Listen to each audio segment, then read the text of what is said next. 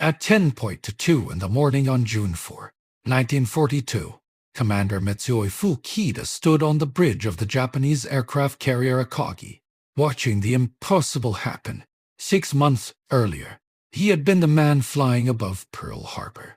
He had looked down from the sky and watched American battleships disappear into smoke and flames. Now the view had changed. This time, he was looking upward. American dive bombers were falling toward him. He could not launch his aircraft. He could not take control of the attack. He could only watch. A recent emergency appendectomy had removed him from flight operations and placed him on the bridge as an observer. Around him, the most powerful carrier force on Earth was caught in a moment of terrifying vulnerability. Below his feet, inside Okagi's hangars, hundreds of men were fighting a different kind of battle. Fuel lines, bombs, torpedoes, aircraft. Everything that made the Japanese Navy feared was now becoming a weakness. The carrier was packed with weapons, but those weapons were not ready. The planes were not in the sky. The bombs were not safely stored. The crews were exhausted, and above them, American aircraft were coming. The fleet that had shocked the world at Pearl Harbor was about to begin dying in front of the man who had helped create its legend. But the destruction of Japan's greatest naval force did not begin with a bomb. It began with a message, a fake message, a simple sentence sent in plain English about a broken water system. And that message would become one of the most important decisions of the Pacific War. By the spring of 1942, Japan had every reason to believe it was winning. Pearl Harbor had stunned the United States. Wake Island had fallen. Malaya had fallen. Singapore had fallen. The Dutch East Indies had fallen. The Philippines were collapsing. Across the Pacific, Japanese forces appeared unstoppable. At the center of this expansion was the Kido but AI, Japan's mobile carrier strike force. It was unlike anything the world had ever seen. Fast, experienced, aggressive, deadly. These were not the old naval fleets that moved slowly across oceans waiting for battleships to fire at each other. This was a new form of warfare. Aircraft carriers could strike hundreds of miles away. The enemy could be destroyed before the ships ever saw each other. Midway Fukita had been there from the beginning. On December 7, 1941, he led the first attack wave over Pearl Harbor. His aircraft crossed the Hawaiian sky as American sailors below had no idea what was coming. Then came the message that changed history. The attack had achieved complete surprise. The American Pacific Fleet was burning. Too many in Japan. Fukita represented the future of naval warfare. The man who proved that aircraft carriers had replaced battleships as the masters of the ocean. But 6 months later, history had turned the camera. The same man who watched America burn was about to watch Japan's own carrier force collapse. The place where that reversal would happen was a tiny island in the middle of the Pacific. Midway. Midway at all was not large. A small collection of coral islands ends in roughly 300 miles northwest of Hawaii. But its location made it priceless. It protected the approaches to Hawaii. It sat in the center of the Pacific, and whoever controlled Midway could influence the next stage of the war. Admiral Isoroku Yamamoto believed he had created the perfect trap. The plan was simple. Attack Midway, force the remaining American carriers to respond, destroy them in a decisive battle. Japan believed it was hunting America. But inside a basement at Pearl Harbor, a small group of intelligence officers was quietly turning the trap around. The unit was called Station HYPO, and its leader was Commander Joseph J. Rockeford. Rockeford did not look like the kind of man who would change the course of a war. He was not standing on a carrier deck. He was not commanding battleships. He worked underground, surrounded by intercepted Japanese messages. Sometimes he worked for days with almost no sleep. Coffee kept him awake. Abe-Throben slippers were often his uniform. His battlefield was information. His enemy was a code. The Japanese naval communication system, known as JN-25. was considered extremely difficult to break. Rockefeller test team could not read every message. They did not have perfect knowledge, but they had fragments, pieces of a puzzle, and those fragments revealed something dangerous. Something large was coming. The Japanese repeatedly referred to a location using only 2 letters. A.F. Rockefeller believed day F meant Midway, but Washington was not convinced. A suspicion was not enough. He needed proof. Then one of his officers, Jasper Holmes, suggested a risky idea.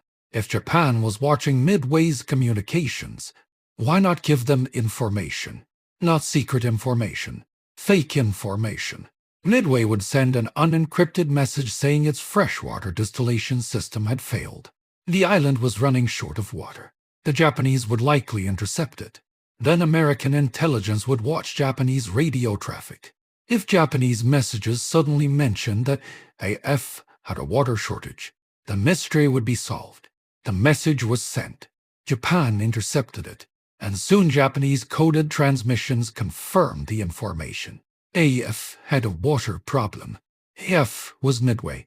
A fake message about a broken water system had just revealed Japan's entire plan. The trap had been reversed. Fukita did not know any of this. As Akagi sailed toward Midway, he believed Japan was still controlling the battlefield. But the Americans already knew where Japan was coming. Admiral Chester W. Nimitz now had something Japan did not expect. Time. Not much, but enough. Enough to position America's remaining carriers. Enterprise, Hornet, and Yorktown.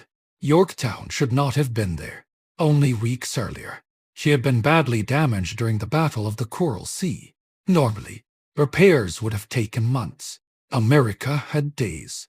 So workers at Pearl Harbor did something extraordinary. They worked around the clock. They patched damaged areas. They repaired systems. They restored what they could.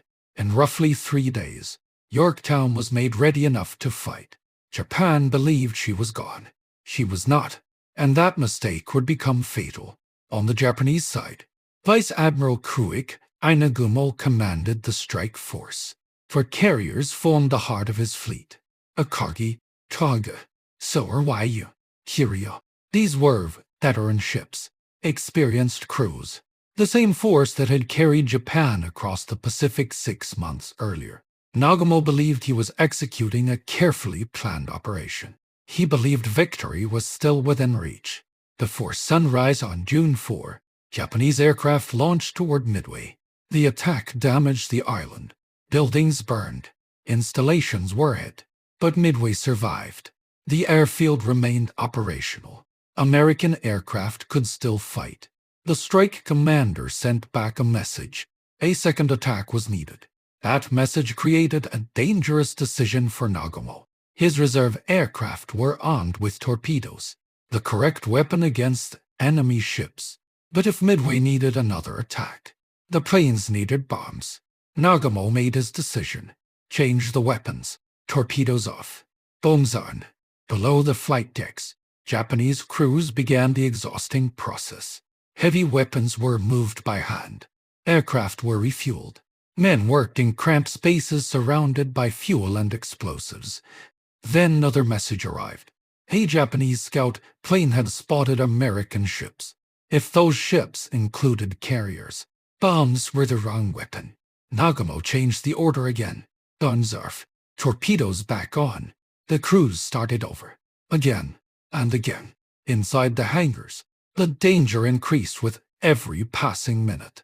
This was not simply a mistake made by one commander. It was the brutal reality of carrier warfare. Every aircraft required human hands. Every weapon required time. Every delay created risk. And now the most powerful carrier force in the Pacific was trapped between 2 missions. Attack the island, or prepare for the American fleet. From the bridge of Akagi, Fukita understood exactly what was happening. He knew carrier warfare. He knew the danger of aircraft sitting fueled and armed below deck. The most dangerous moment for a carrier was not always when it was attacking. Sometimes it was when it was preparing to attack. And that was the moment when America found Japan. The American attack did not begin like a perfect plan. It began with confusion. American pilots searched across thousands of miles of ocean, fighting against distance, weather, and incomplete information. Some aircraft never found the Japanese fleet. Others found it and never returned. The first wave came from below. American torpedo bombers flew low over the water toward the Japanese carriers. They were slow. They were outdated. The TBD Evasator was already considered vulnerable. Ahead of them waited some of the best fighter pilots in the world. Japanese Zero fighters descended, the sky filled with gunfire. Torpedo Squadron 8 from the carrier Hornet was almost completely destroyed. 15 aircraft entered the attack. Only one pilot survived. Hence, George Gay was shot down, wounded, and left floating in the Pacific Ocean. 4 hours. He had beneath a rubber seat cushion while Japanese aircraft passed overhead. From the water, he watched the battle continue. At first, it looked like another American failure. The torpedo attacks had not damaged the Japanese carriers. The American planes had been destroyed. Japanese officers watching from their decks had every reason to believe the threat was gone. But they missed what was happening above them. Those doomed American pilots had achieved something important. They had forced the Japanese fighters downward. The Zero fighters that protected the carriers were now hunting targets near the ocean surface. The sky above the Japanese fleet was open, and high above the clouds, American dive bombers were still searching. One of those men was Lieutenant Commander Clarence Wade McCLU Sky from Enterprise. His aircraft were running low on fuel. The Japanese carriers were nowhere they were expected to be. Turning back would have been understandable. Many pilots would have made the same decision. But McCLU Sky continued searching. Then he saw something below. A Japanese destroyer, Barashi. It was racing across the ocean, leaving a long white trail behind it. The destroyer had been delayed after attacking the American submarine Nautilus. Now it was desperately trying to return to the Japanese carrier force. McCLU Sky made a decision. Follow the wake. It was a gamble, a single choice made with limited information. But that choice changed the battle. Following the destroyer's path, American aircraft finally found what they were searching for. Below them were the Japanese carriers. At almost the same moment, aircraft from Yorktown approached from another direction. The situation had become impossible for Japan. The fighters were low. The carriers were exposed. The hangars were crowded. Fuel, guns, torpedoes, aircraft. Everything was concentrated in the most dangerous place possible. And on the bridge of Akagi, Mitsuo Fukita was about to see Pearl Harbor reversed. At 10:22 a.m. in the morning, he looked into the sky. American SBD Dauntless dive bombers were falling. 6 months earlier, Fukita had looked down on Pearl Harbor. Now he looked up at America's answer. The first explosion struck. The Japanese carrier Kaga was hit. Hawaii was burning. And then came Akagi, the flagship, the symbol of Japanese naval power. Lieutenant Richard Halsey best saw that Akagi might escape untouched. He changed direction. 3 aircraft, 1 target, a direct attack against the most important ship in the Japanese fleet. His bomb struck Okagi's flight deck. It did not need to tear the ship apart from the outside. It hit at the worst possible moment. Inside the carrier were fueled aircraft, loose weapons, unstored bombs and torpedoes. The carrier had been preparing to launch an attack. Instead, it became a floating explosion. Fire spread through the ship. Smoke filled the corridors. Explosions echoed from below deck. The same carrier that had carried Japan's victory to Pearl Harbor was now burning from within. Fukita was injured during the chaos, and he could only watch. Within approximately 6 minutes, 3 of Japan's 4 carriers had been fatally damaged. Akagi, Torga, Hawaii, the most powerful carrier force in the Pacific, had been destroyed, not by battleships, not by a massive naval engagement, but by a few aircraft arriving at exactly the moment Japan was most vulnerable. Fukida had once watched American ships burn. Now he watched Japanese ships burn. But the battle was not finished. Japan still had one carrier, Hiryu. That afternoon, Hiryu launched a desperate counterattack. Japanese aircraft found Yorktown and damaged her severely. For a brief moment, Japan still had a chance. But the Americans found Hiryu before sunset. The final Japanese carrier disappeared beneath smoke and fire. By the end of June 4, all four carriers of Nagumo S strike force were gone. Akagi, Kanya, Sorwayu, Hiryu. The battle that Japan expected to become its greatest victory had become its greatest disaster. The numbers told only part of the story. Japan lost approximately 357 men and 248 aircraft. The United States lost Yorktown, the destroyer Hammond, and 307 men. But the most important loss could not be counted. Japan lost experience, veteran pilots, aircraft mechanics, deck crews, men who had spent years mastering the difficult art of carrier warfare. Ships could be replaced, aircraft could be built, but experienced men could not be created overnight. The knowledge they carried disappeared with them.